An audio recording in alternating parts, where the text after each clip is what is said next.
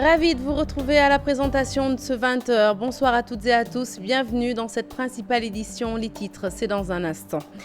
Nafingom Keïta quitte la tête de l'OFNAC. Elle est remplacée à ce poste par Seynabou Ndiaye Diakhaté, juge ancienne doyenne des juges d'instruction au premier cabinet. Plus de 20 handicapés retenus au commissariat central depuis vendredi dernier ont finalement été présentés au procureur ce lundi.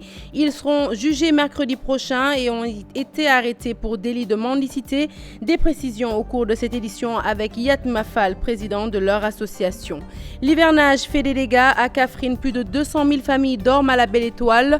À Sédhiou, les populations s'attellent à la reconstruction de leur toiture emportée par la furie des vents. Elles réclament l'aide des autorités. Les pics du chef de l'État font réagir l'opposition. Selon Maître Amadou Sall, cette déclaration est contraire à l'appel au dialogue que le président Sall a tantôt initié. Vous l'entendrez dans ce journal. Vous entendrez également Amadou Tidjane Wane, l'ancien conseiller du président Ouad, décrypte le malaise qui secoue le Parti socialiste. Ses explications dans un court instant. Les Sénégalais appelés à contribuer au financement de l'éducation nationale. La COSIDEP préconise qu'1% du salaire de chaque citoyen soit réservé au budget de l'éducation. Proposition faite au cours d'un panel qui s'est ouvert ce lundi. Et puis en sport, deuxième défaite de Yahya Diop Yekini. Les langues se délient. Dans la page des sports, l'analyse de spécialistes sur le retour raté de l'enfant de Bassoul. L'invité du 20h est Jacques Marvel Zouanke, professeur agrégé de droit administratif. Il est interrogé par Mamadou Ibrakan. Une interview que vous pourrez suivre tout de suite après ce journal. Voilà pour les titres, le développement, c'est tout de suite.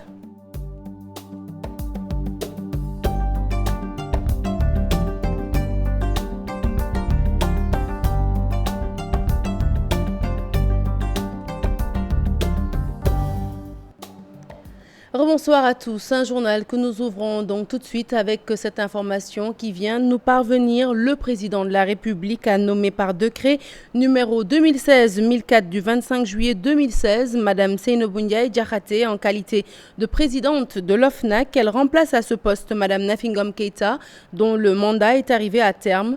La nouvelle présidente de l'OFNAC est magistrate de formation. Elle a occupé diverses fonctions dans l'appareil judiciaire national mais également au sein des juridictions communautaires de l'UMOA.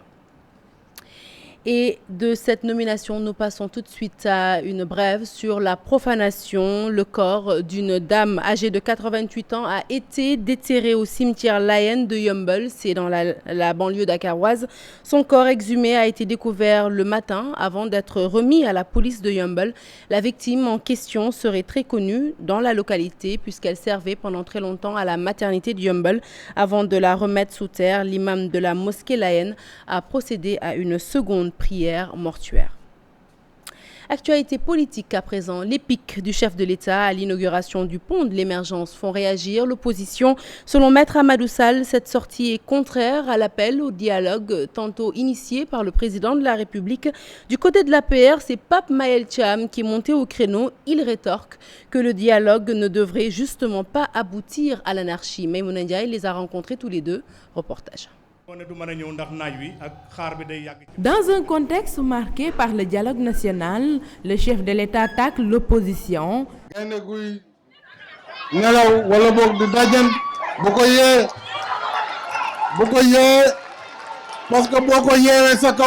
Cette dernière réagit pour mettre El Hadji Amadou Sall. Macky Sall est descendu trop bas. Ici, nous avons un chef d'État qui est particulièrement polémiste, qui nous traite de nullards. Ceci n'est pas conforme à la posture qu'on attend d'un chef d'État, surtout dans un contexte où lui-même a appelé à des concertations nationales pour apaiser le champ politique, concertations auxquelles nous avons répondu. La précision du président Sall ne signifie pas calomnie pour l'administrateur de l'APR. Selon Pape Maël Thiam, le chef de l'État ne gère pas les débats de bas étage. Les Sénégalais vont l'apprécier par rapport aux résultats et Dieu seul sait qu'il en donne, il en fournit. Et il vaut mieux avoir un président de la République qui fournit des résultats qu'un président de la République qui soit le plus grand débatteur. Pourquoi alors l'interdiction du rassemblement du Parti socialiste? Deux explications contradictoires. Dans un contexte mondiale que vous connaissez, je pense qu'il aurait été bon que toute autre manifestation fût reportée, ne serait-ce que pour des raisons de sécurité. Les meetings, c'est des meetings pacifiques. Au Sénégal, il n'y a jamais eu de révolution à partir des meetings. Quand Abdoulaye Wade était président de la République, tous les jours, son opposition se réunissait à la place de l'obélisque.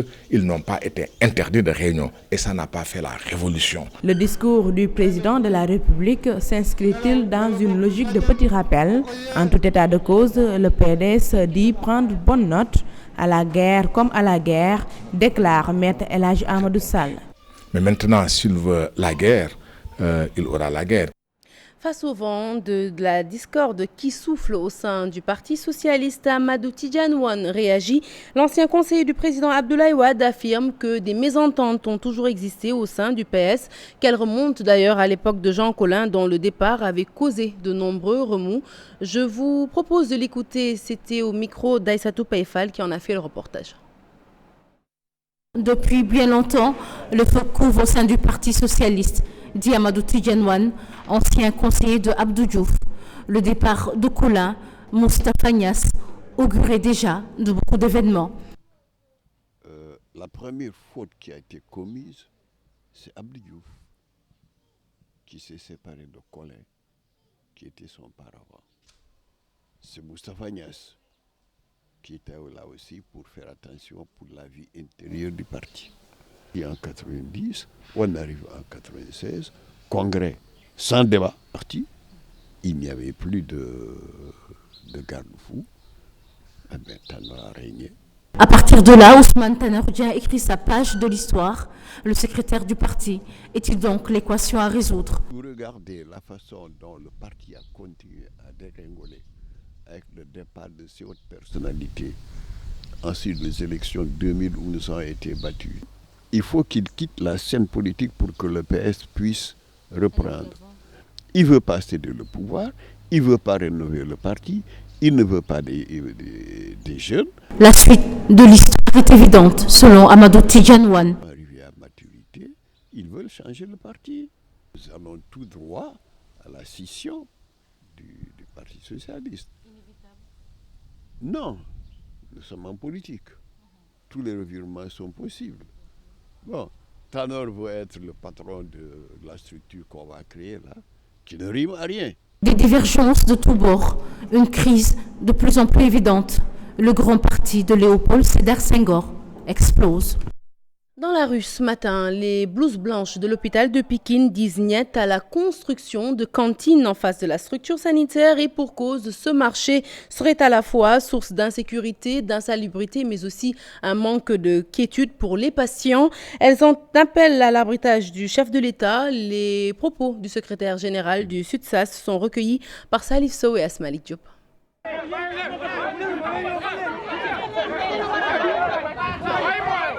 Ils sont en train d'ériger un marché devant l'hôpital. Et l'hôpital s'y oppose. On a fait toutes les démarches administratives pour dire non à l'érection de ce marché. Ils se sont opposés pour dire que ils vont faire la construction. C'est la troisième fois que nous nous opposons parce qu'avec la première administratrice, Mme Camara, elle s'est opposée. Mme Kabi est venue s'y opposer. Donc il n'en est pas question que le nouveau directeur est venu pour que nous, qu'ils disent qu'ils vont construire. Donc tout le personnel est sorti pour dire non à l'érection de ce marché devant l'hôpital parce qu'il n'y a pas de sécurité dans ce secteur. Nous interpellons le président de la République, nous interpellons le ministre de la Santé, nous interpellons toutes les autorités compétentes à ce que l'on arrête les constructions de ce marché devant l'hôpital. On a interpellé le promoteur, il nous a dit qu'il est en connivence avec le maire. Et puis ce lundi, dans notre capitale Dakar, s'est ouverte une rencontre sur le développement de l'industrie pharmaceutique. Les débats ont porté sur l'amélioration de la production locale, mais aussi le renforcement du cadre législatif, deux mesures qui s'imposent dans un contexte marqué par la prolifération des médicaments de la rue. Fatou Kinedem pour le compte-rendu. 10 à 12% des médicaments sont produits au Sénégal, très faibles par rapport à la demande sociale. Des défis s'imposent, développer l'industrie pharmaceutique au Sénégal. Il va falloir que nous fassions de sorte que quand même cette industrie pharmaceutique puisse s'en sortir.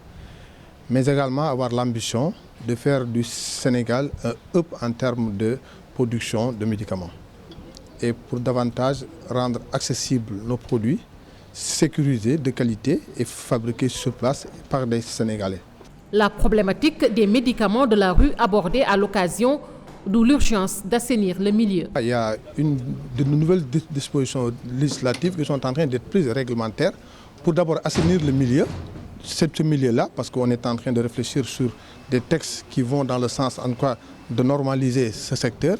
Tous ceux qui sont maintenant en déphasage avec ce qui sera mis en place seront farouchement. À côté de ces sanctions, l'État compte rendre les médicaments beaucoup plus accessibles. En 2015, l'économie sur la réduction des prix se chiffre à 4 milliards. L'État a beaucoup fait pour rendre les médicaments accessibles. Il y a la couverture maladie universelle, mais il y a également une politique ardue pour faire la promotion des médicaments génériques. Et nous avons fait le point l'année dernière, donc en 2015, sur les économies qui sont réalisées grâce donc à la réduction des prix des médicaments. Et cela se chiffre à 4 milliards de francs CFA. L'étroitesse du marché, la rude concurrence, la faiblesse des investissements, entre autres enjeux à prendre en compte.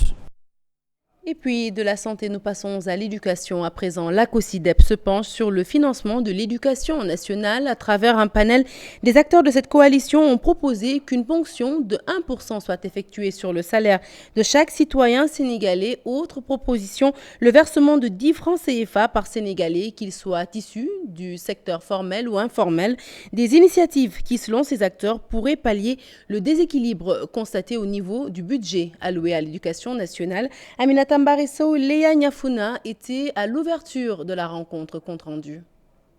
Selon une étude publiée récemment, le financement accordé à l'éducation nationale s'élève à plus de 290 milliards de francs CFA. Le montant couvre la période 2009-2014. Malgré ce budget énorme, l'accès à une bonne éducation demeure encore problématique au Sénégal. 82% de la population de plus de 3 ans n'ont pas dépassé le niveau primaire. Et on a toujours des abris provisoires, 6 000, 11%. C'est honteux pour le Sénégal. Et nous sommes presque à 3% de diplômés du supérieur dans nos populations. Ce panel sur les défis et enjeux du financement de l'éducation, une occasion pour poser le débat, un débat relatif aux ressources financières allouées à l'école et à leur utilisation. La question qui se pose, c'est est-ce que vraiment ces 40% sont alloués à l'éducation?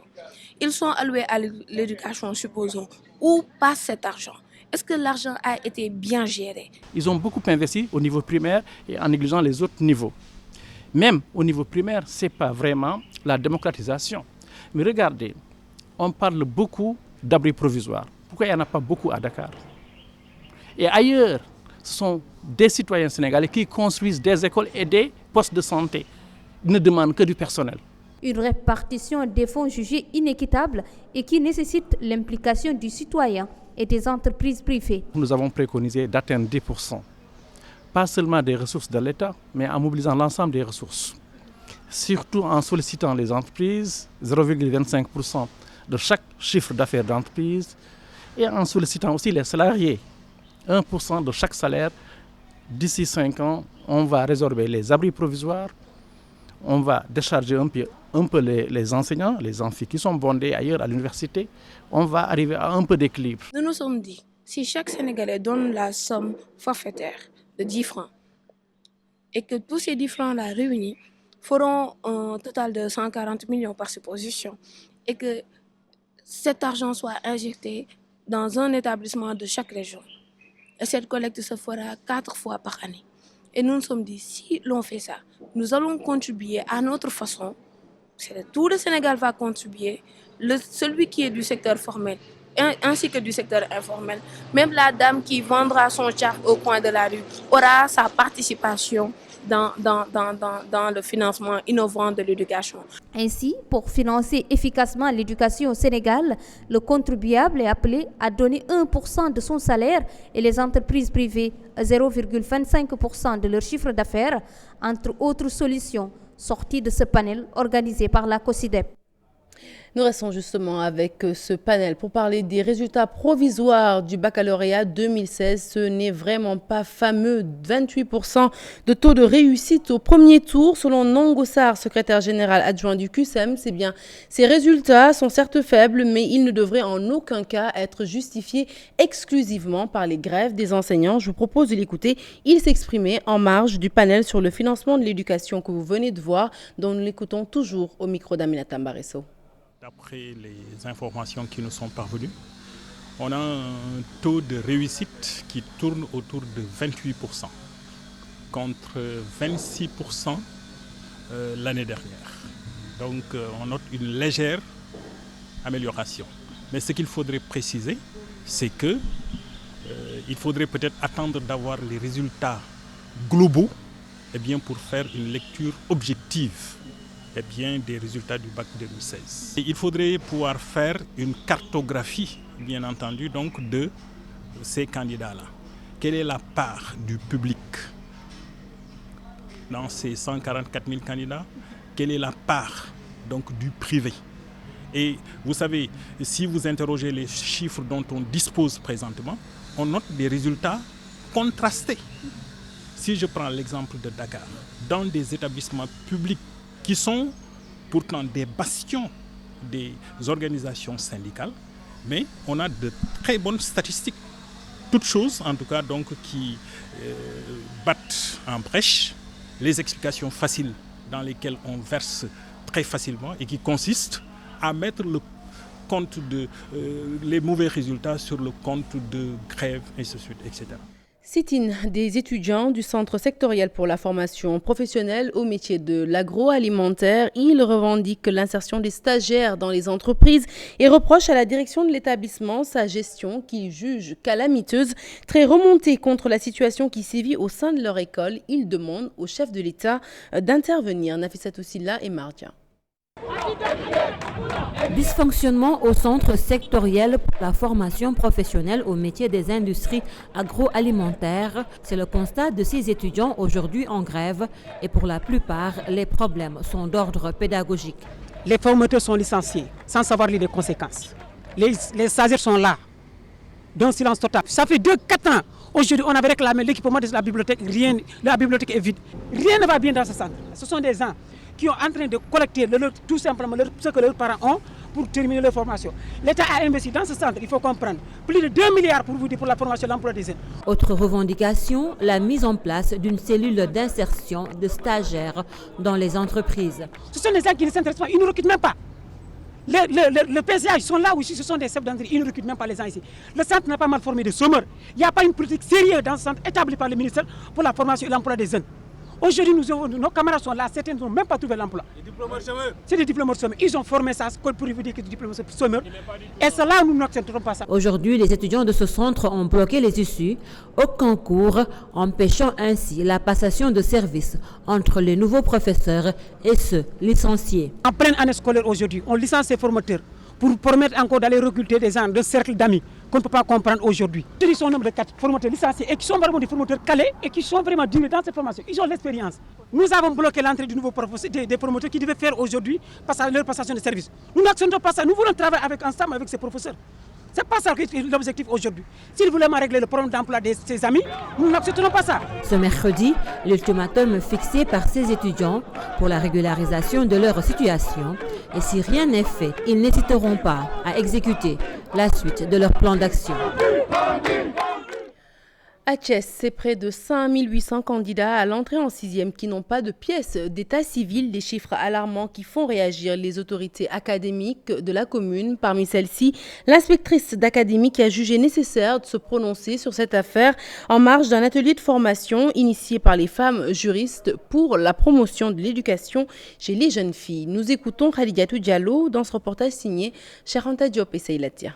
Plus de 5000 enfants candidats au CFE et à l'entrée en 6e dans la commune de Thiès ont composé sans pièce d'état civil. Les chiffres font peur et cela inquiète les autorités académiques. Effectivement, ils sont plus de 5000 à avoir fait l'entrée en 6e et le CFE. C'est un fléau, des enfants qui naissent, qui vont à l'école, qui vont jusqu'en classe de CM2 et qui ne peuvent pas faire le CFE et l'entrée en 6e parce que tout simplement, ils n'ont pas de pièce d'état civil. Il a fallu la diligence des autorités académiques pour que ces enfants aillent se présenter aux différents examens en attendant de fournir les pièces requises. Depuis l'année dernière, nous faisons composer des élèves parce que quand même c'était inadmissible et intolérable de rencontrer le regard d'un enfant qui, de la classe de CI jusqu'en classe de CM2, il n'était pas au courant et un beau jour on lui dit tu ne pourras pas faire ton examen, il va être désemparé. Effectivement, ce n'est pas de sa faute et c'est pourquoi depuis l'année dernière nous prenons des initiatives pour faire composer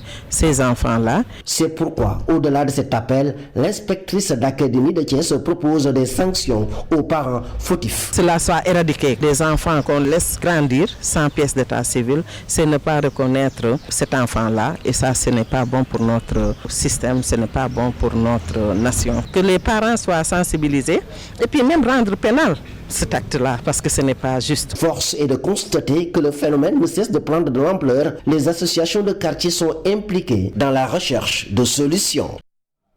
Et à Kolda, même constat, sur 7000 candidats à l'entrée en 6e, 1500 n'ont pas d'extrait d'acte de naissance. En revanche, dans cette région, ce ne sont pas les autorités, mais plutôt les élèves qui ont tenu à manifester leur courroux pour sensibiliser la communauté sur l'impérieuse nécessité de procéder à l'enregistrement des naissances. Abdoulaye Diallo. 1500 des 7000 candidats à l'entrée en 6e de cette année à Kolda ne disposent pas d'extrait de naissance suffisant pour que des enfants de Kolda disent le ras-le-bol face à une pareille situation. Pour cela, ils ont battu le macadam à travers les artères de la capitale du Fouladou pour sensibiliser en faveur de l'enregistrement des enfants à la naissance. Leur marche a pris fin à la mairie de Kolda où ils ont déposé un mémorandum. À ma naissance, j'ai fait le bonheur et la fierté de toi, papa, et de toi, maman. Le jour du baptême, vous recevez les félicitations de tout le monde. Et après, papa, maman, vous oubliez le plus important pour moi, l'enregistrement à l'état civil, qui est un droit. En effet, nous constatons que beaucoup d'enfants ne passent pas les examens faute d'extrait de naissance. Comparé à tout ce que vous avez dépensé le jour de mon baptême. De grâce, s'il vous plaît, papa, s'il vous plaît, maman, ne négligez plus ce droit fondamental. Les autorités municipales et celles de l'éducation ont aussi écouté les doléances de ces enfants. C'est un cri du cœur. Nous devrons tous aujourd'hui nous mobiliser pour qu'aucun enfant ne puisse naître sans pour autant être enregistré à l'état civil. Donc, chers parents, au nombre desquels je m'identifierai, bien naturellement, je voudrais que nous soyons sensibles à cet appel des enfants. Et nous souhaitons que l'appel qui a été lancé ici va être entendu et que, Inch'Allah, beaucoup d'enfants, plus un enfant de Kolda ne naîtra sans être enregistré à l'état civil, mais également à l'arrivée, quand on va faire le bilan, nous constaterons que en fait, le nombre que nous avons enrôlé est croissant. Ces enfants implorent l'État à renforcer les activités de sensibilisation à l'endroit des communautés afin que le non-enregistrement des enfants à la naissance puisse connaître un recul. Je vous l'annonçais en titre, première victime de la lutte contre la mendicité, 5 femmes et un homme placés sous mandat de dépôt. Ils vont être jugés ce mercredi. Leur arrestation, qui s'est répandue comme une traînée de poudre, a enregistré le déplacement immédiat de leurs pères, tous handicapés au tribunal. Ces derniers se disent tout simplement meurtris par cette décision. Hadi Atala. Des handicapés ont rapidement battu le rappel des troupes au palais de justice, après le mandat de dépôt de 6 des leurs. Saliou Ndiaye, handicapé qui a son épouse parmi les personnes arrêtées, est inconsolable.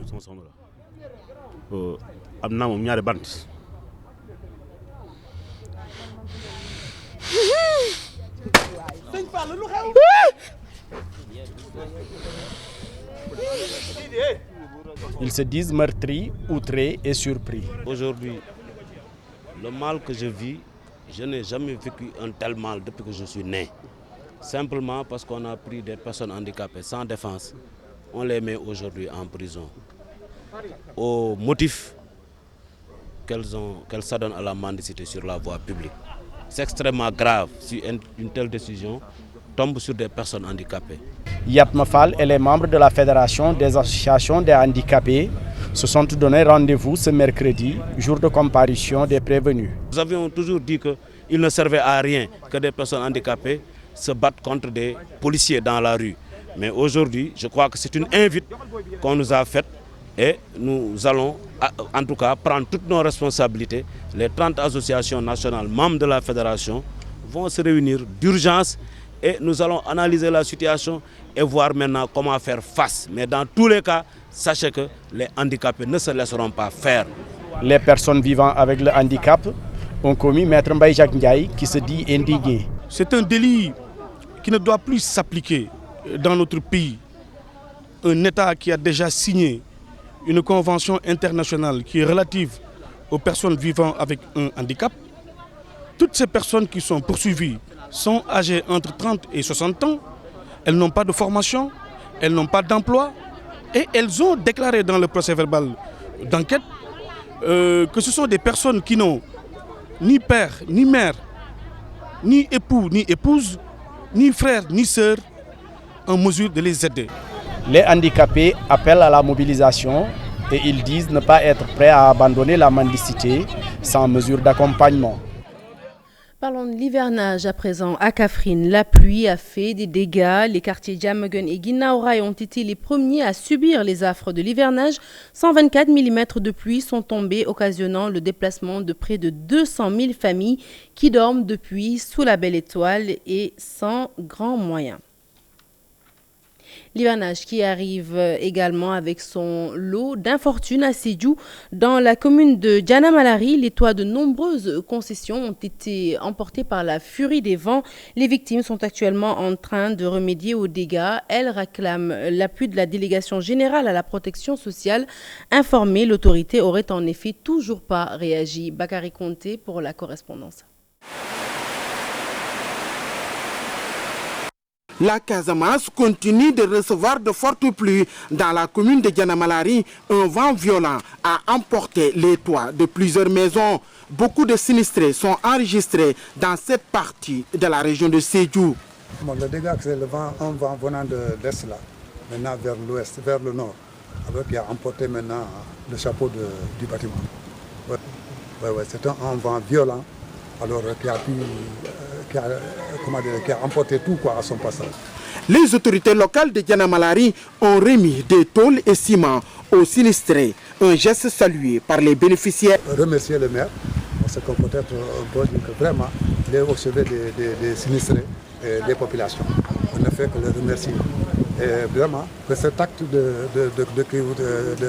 d'assistance aux sinistrés, que ça fasse tache d'huile. La commission chargée des affaires sociales du conseil municipal a procédé au recensement et a identifié les sites.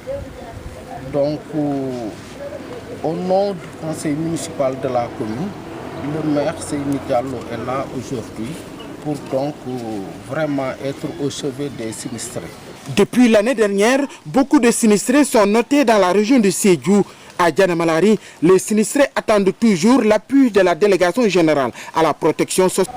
Nous profitons de l'occasion pour vraiment lancer un cri du cœur pour que les sinistrés de la commune de Dianamalari puissent vraiment être soutenus. En attendant cette aide, le maire Seyni Diallo continue la distribution de tôles et de ciment dans sa commune. Prisonniers des eaux depuis près de 20 jours, les travaux pour le renflouement du bus qui avait fini sa course dans le fleuve Rosso ont démarré. Population de la région de Saint-Louis et autorités locales se sont mobilisées. La République islamique de Mauritanie a également participé à cette opération de remorque. Pour rappel, 8 personnes ont péri dans l'accident de ce bus de 70 places qui transportait des pèlerins khadres qui se rendaient dans la République islamique de Mauritanie pour la commémoration de l'Aïd el-Fitr. Ousseynou Diop, Habib Sek. À la veille de la fête de la Korité, 8 personnes ont perdu la vie dans le fleuve à Rosso, Sénégal. Depuis lors, il est coincé dans les eaux. Les plongeurs ont tout tenté, mais les tentatives n'ont rien donné. Désormais, les fils du terroir veulent sortir le bus des eaux. pour éviter d'autres accidents. Le bus peut engendrer beaucoup de problèmes. Les bateaux arrivent avec des passagers. Ils courent beaucoup de risques. Il n'y a aucune indication sur la situation du bus et c'est dangereux pour les passagers. Ce dimanche, les plongeurs ont repéré avec exactitude l'emplacement du bus et les autorités en compagnie de quelques fils du Wallo sont en train de tout mettre en œuvre pour repérer la carcasse du véhicule, ce qui permettra aux familles de faire leur deuil dans la plus grande tranquillité. Nous disons carrément cette solution, on peut la trouver parce qu'il ne faudrait pas mettre toujours tout sur le dos de l'État. Dans ce fleuve, il y a toujours des camions et autres gros porteurs qui sont rentrés. Nous les avons toujours sortis sans problème.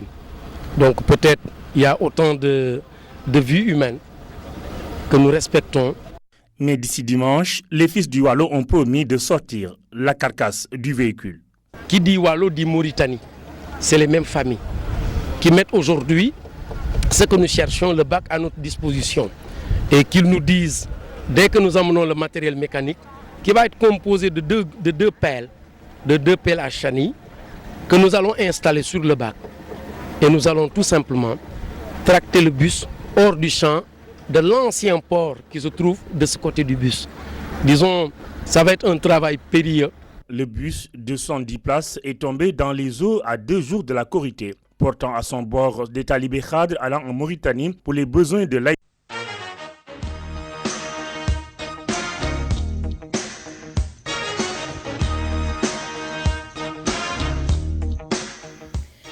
De la lutte exclusivement dans ce journal des sports et c'est pour parler de la deuxième défaite de Yahya Diop Yekini. Le chroniqueur de lutte analyse le revers du fils de Bassoul.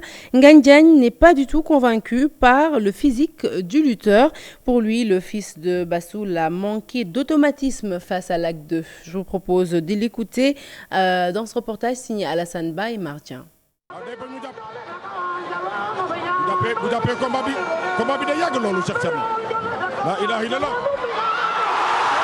Le Real King de l'arène mord une seconde fois la poussière. Ngagne Diagne, comment analysez-vous le physique de Yekini? Physique bi moo ma convaincre. Le physique fi ma convaincre mooy ci suuf. Je ne suis pas convaincu par le physique de Yekini. J'ai bien observé ses cuisses lorsqu'il faisait ses déplacements, mais j'ai vu qu'il manquait de jus. Et là, j'ai dit attention aux cuisses. Foofu laa ne attention. Un retour très attendu après 4 années d'absence. Côté ambiance et préparation, rien à dire chez le chef de file de l'écurie Ndakaru. Yekini a mis de l'ambiance. Il fait son bac et a mis ses supporters en confiance. Rien à dire à ce niveau. Si vous regardez bien, la presse est beaucoup intéressée à lui. Et c'est normal. C'est normal. L'acte 2, plus vivace que Yekini, le fils de Bassoul a manqué d'automatisme. Pendant toutes ces années que Yekini est resté sans combattre, l'ont vraiment pénalisé. Il a manqué d'automatisme, mais vous savez, le poids de l'âge n'empêche pas à un lion de rugir. Mais c'est la chasse qui pose problème. Lorsque les deux lutteurs se sont croisés, Lac est le premier à atteindre le centre de gravité de Yekini. Il l'a bloqué, ensuite il s'est accroché à son gambe et Yekini ne pouvait pas s'agripper à celui de Lac de Guiers. De l'avis du chroniqueur de lutte, Yahya Diop Yekini doit préparer la relève, transmettre sa connaissance à la nouvelle génération. Pour ce qui est de sa retraite, Ngagne Diagne lui laisse le soin de répondre à cette question. Yekini et l'acte 2, un combat qui a suscité beaucoup de commentaires auprès de l'opinion publique. Pour certains Sénégalais, il est temps que Yahya Diop Yekini prenne sa retraite, mais pour d'autres, il peut encore aller loin, même si pour ce combat, il s'est frotté à plus jeune que lui. Aïssatou Paye les a rencontrés, reportage.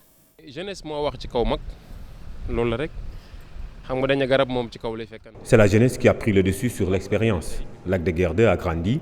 Il l'a montré en battant Yekini. Il est le deuxième lutteur à terrasser ce grand champion.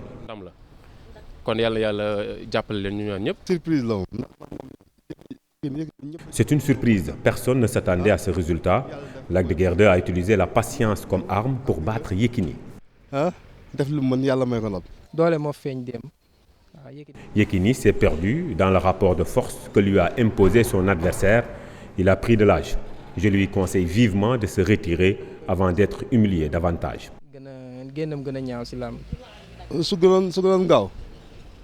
Si le combat n'avait pas duré, Yekini pouvait battre Lac de Guiers 2. Mais il faut également noter que Lac de Guiers 2 a une bonne garde. Yekini doit arrêter de lutter avant que son palmarès soit terni. Il a fait ce que personne ne fera dans l'arène. Il a pris de l'âge.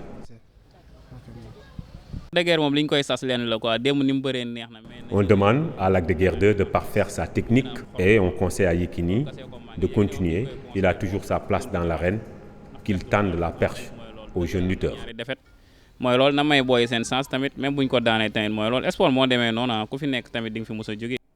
Voilà, c'est la fin de ce journal que j'ai été ravie de vous avoir présenté. Prochain rendez-vous de l'information de tout en images à 0h, l'info.